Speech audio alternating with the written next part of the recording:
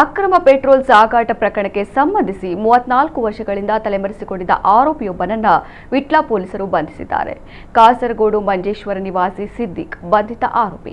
1992ರ October 14ರಂದು ಕಾರೊಂದರಲ್ಲಿ ಅಕ್ರಮವಾಗಿ petrol ಸಾಗಾಟ ಪ್ರಕರಣಕ್ಕೆ ಸಂಬಂಧಿಸಿ ಆರೋಪಿಗಳಾದ ಕಾಸರಗೋಡು ಮಂಜೇಶ್ವರ ನಿವಾಸಿ ಇಬ್ರಾಹಿಂ ಮತ್ತು ಸಿದ್ದಿಕ್ ಎಂಬುವರ ವಿರುದ್ಧ ವಿಟ್ಲ ಪೊಲೀಸ್ ಠಾಣೆಯಲ್ಲಿ ಪೆಟ್ರೋಲಿಯಂ ಕಾಯ್ದೆಯಡಿ ಪ್ರಕರಣ ದಾಖಲಾಗಿತ್ತು. ಆರೋಪಿಗಳ ಪೈಕಿ ಸಿದ್ದಿಕ್ ನ್ಯಾಯಾಲಯಕ್ಕೆ ಹಾಜರಾಗದೆ ತಲೆಮರೆಸಿಕೊಂಡಿದ್ದ.